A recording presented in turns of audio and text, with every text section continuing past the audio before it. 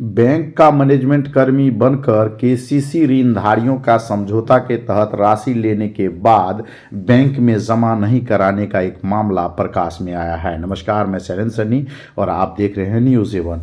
जी हां, मीरगंज थाना क्षेत्र के गरेल पंचायत के अरविंद चौधरी वार्ड नंबर 1 संझा घाट थाना मीरगंज के निवासी ने एसडीपीओ धमदाहा को आवेदन दिया है, जिसमें उन्होंने शिकायत किया है कि पूर्व में मीरगंज थाना को इस मामले में प्राथमिकी दर्ज करने के लिए आवेदन दिया था, जिसके बाद वो एसडीपीओ धमदाहा से मिलकर इस मामले में कार्रवाई करने की मांग किए हैं। हालांकि 13 दिसंबर को अनुमंडल कार्यालय प्रांगण में आयोजित जनता दरबार में भी उन्होंने मंत्री के समक्ष ये आवेदन देकर इस मामले में कार्रवाई करने की गुहार लगाया है, जिसमें अरविंद चौधरी ने आरोप लगाया है कि केसीसी की बकाया राशि 26,000 को लेकर सेंट्रल बैंक ऑफ इंडिया के मैनेजर के द्वारा चंद्रभानु नाम के एक मैनेजमेंट एजेंट से मिलाया गया था, जिसके द्वारा राशि ले ली गई और रसीद भी काट कर दे दिया गया, परंतु वह राशि बैंक में जमा नहीं करवाया है। इसके अलावा कई अन्य लोगों से भी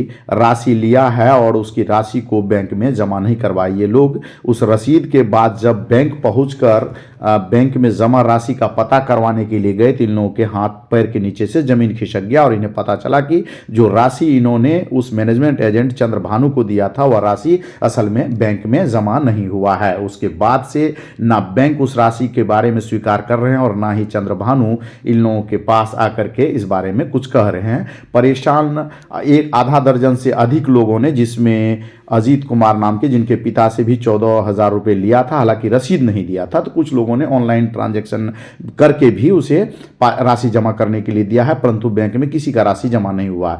एक सप्ताह पूर्व इन्होंने मीरगंज थाना में प्राथमिकी दर्ज करने के लिए आवेदन दिया था। अब एसडीपीओ धमदाहा से मिलकर इस मामले में कार्रवाई करने की गुहार लगा रहे हैं। इस संबंध में अनुमंडल पुलिस पदाधिकारी से पूछे जाने पर उन्होंने बताया कि मामले को लेकर पूर्व में मीरगंज थाना में आवेदन प्राप्त है और इस मामले में अब जांच कर कार्रवाई किया जाएगा। पुलिस फिलहाल यह पता करने में जुटी है कि जिस आदमी के द्वारा राशि ली गई है वह बैंक का कर्मी है, उसे अपॉइंट किसने किया था और किया था तो किस बिना पर किया था, और उन्होंने जो राशि लिया है वह राशि कहाँ गया, वह राशि अगर बैंक में नहीं जमा हुआ है तो यह धोखाधड़ी का मामला है और इस पर कार्रवाई की जाएगी। इस मामले में पीड़ितों का क्या कहना है, पहले सुनिए उनकी बात, फिर अगली कड़ी में हम बताएंगे कि इस घटना में अब तक क्या कुछ हुआ है। हुआ है आपके साथ में मामला यही फ्रॉड हुआ है कि सेंट्रल बैंक में चयनित किया गया था भानु नाम से, ठीक है, तो उनके द्वारा जो रुपया दिया गया था, रुपया आप लोग दिए थे? हाँ जी, किसान आदमी। अच्छा। केसीसी वाला लोन कार्यकर्ता के रूप में चयन किया था सरकार के द्वारा, ठीक। तो वो जो है बेच बिल्ला लगा के दरवाजे पे गया, दरवाजे पे जाने के बाद जो है सामंजस्य करके जितना कहा उतना पेमेंट ले लिया। किसी को रिसीविंग दिया, किसी को रिसीविंग में कितना आदमी से पेमेंट लिया होगा? समथिंग 4 लाख का वसूली करवा दिए थे। आदमी कितना होगा? आदमी हो गया आपको 2, 3, 4, 5, 6 आदमी। अच्छा, उसके बाद किसी को दिया नो ड्यूज पेपर, किसी को दिया भी नहीं। और बैंक जो है उसको अब जब पहुंचते हैं तो बोलता है हम उसको निकाल दिए हैं, कुछ जो है फ्रॉडगिरी किया। तो पैसा आप लोग का बैंक में जमा नहीं हुआ? नहीं हुआ। रिसिप्ट दिया था वो? हाँ, एक आदमी को रिसीव नहीं दिया, केशव चौधरी के नाम से। कितना पैसा का? 14,000 का। अब बाकी लोग को रिसीव जो रिसीव दिया है वह भी पैसा जमा नहीं हुआ? नहीं हुआ। कहाँ का मामला है? इराज घाट गरेल पंचायत 1 नंबर वार्ड। क्या नाम है आपका? मेरा नाम हुआ अजीत चौधरी। आपका भी पैसा है? जी। कितना? पिताजी के नाम से, केशव चौधरी के नाम से। कितना पैसा है? 14,000।